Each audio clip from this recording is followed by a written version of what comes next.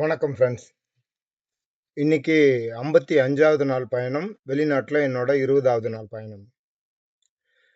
நேற்று நம்ம லாவோஸ்லேருந்து தாய்லாந்து போனோம் அப்படின்னு சொல்லிட்டு பிளான் பண்ணியிருந்தோம்.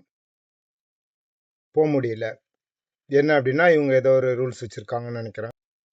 என்ன சொல்கிறாங்க அப்படின்னா, நீங்கள் தர வழியாக கம்போடியா போயிட்டு திரும்பி லாவோஸ் வழியாக வந்தாலும் சரி, நேரடியாக வந்தால் நாங்கள் பார்டர் க்ளோஸ் பண்ணி வச்சுருக்கோம். லாவோஸ் வழியாக வந்தால் நாங்கள் தாய்லாந்துக்குள்ளே அலோ பண்ண மாட்டோம் தர வழியாக.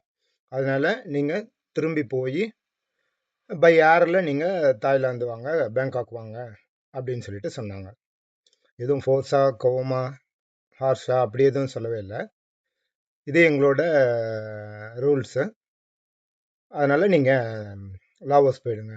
நான் லாவோஸில் இப்போ கிளியரன்ஸ் வாங்கிட்டேனே, என்ன பண்ணுறது அப்படின்னு கேட்டதுக்கு, நீங்கள் போங்க, இந்த ப்ரொசீஜர் அவங்களுக்கு தெரியும், அவங்க அதை கேன்சல் பண்ணி தருவாங்க. நீங்கள் திரும்பி போயிட்டு தாய்லாந்துக்கு பை ஏரில் வாங்க அப்படின்னு சொல்லிட்டாங்க. ஒன்றும் புரியல. கொஞ்சம் பதட்டமாகவும் குழப்பமாகவும் தான் இருந்தது. இருந்தாலும் நான் திரும்பி லாவோஸ் பார்டருக்கு வந்தேன். அவங்கக்கிட்ட இந்த சுச்சுவேஷனை சொன்னேன்.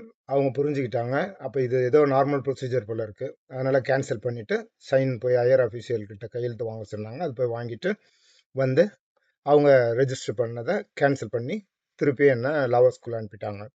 நான் அங்கேருந்து பக்சேன்ற ஏரியாவுக்கு வந்து ஸ்டே பண்ணிட்டேன். நாளைக்கு என்னன்றதை நம்ம பார்ப்போம். இங்கேருந்து ஃப்ளைட் ஃபேர் எல்லாம் 30,000, 35,000, 40,000 அப்படி காட்டுது. நான் வர்றது எப்படி, சைக்கிள் வர்றது எப்படி அப்படின்றது குழப்பமாக தான் இருக்குது. நம்ம இங்கேருந்து வர்றது ஒரு பெரிய விஷயம் இல்லைனாலும் பணம் செலவாகிறது அது ரொம்ப பெரிய விஷயந்தான். அதனால் அதை எவ்வளோ சிக்கனமாக எப்படி நம்ம பிளான் பண்ண முடியுமோ அப்படி பிளான் பண்ணி நம்ம தாய்லாந்து வர்றதுக்கு பார்ப்போம். முடிஞ்ச அளவுக்கு சைக்கிளோடு வர்றதுக்கு பார்ப்போம். முடியலன்னா என்னன்றத ஆண்டவர் விட்ட வழி அப்படின்னு நினச்சிக்கிட்டு இன்னைக்கு நம்ம கிளம்புவோம். எல்லாமே இறைவன் சித்தம். பிரார்த்தனை பண்ணிக்கோங்க. இது மேகாங் ரிவரோட கரை, பக்சே சிட்டி.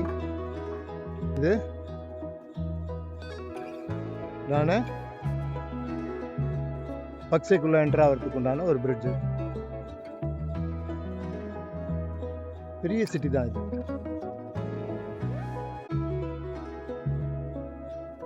ஆத்தங்கரை ஓரமாக சூப்பராக ரோடு போட்டு வண்டி போகாமல் நடக்கிறதுக்கு, சைக்கிள் ஓட்டுறதுக்கு மட்டும் ரெடி பண்ணி வச்சுருக்காங்க. மத்தியானம் எனக்கு சாப்பாடு, சாதம், குழம்பு, டிஃபனு, தண்ணி, கரும்பு தான். ஒரு கட்டடங்கள்லாம் இருக்கிற ஒரு நகரத்தை பார்க்குறேன். அதே நேரம் டிராஃபிக்கே இப்போ தான் பார்க்குறேன்.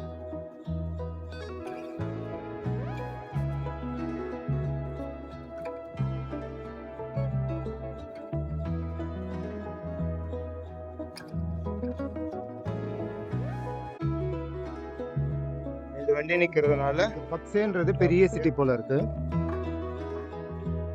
அதுக்கு இன்னொரு என்ட்ரன்ஸ்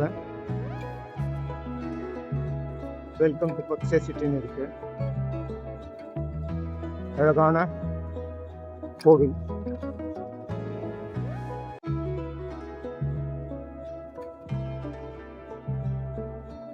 ரொம்ப அழகா இருக்கு இந்த கோவில்.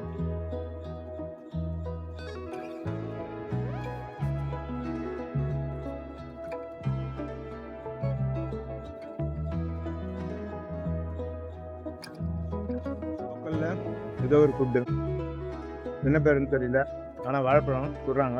இது ரவுண்ட் ரவுண்டாக இருக்கிறது என்னன்னு தெரியல. சாப்பிட்றேன், நல்லா இருக்குது. மரவள்ளி கிழங்கையும் வாழைப்பழத்தையும் சேர்த்து மிக்ஸ் பண்ணியிருக்காங்கன்னு நினைக்கிறேன்.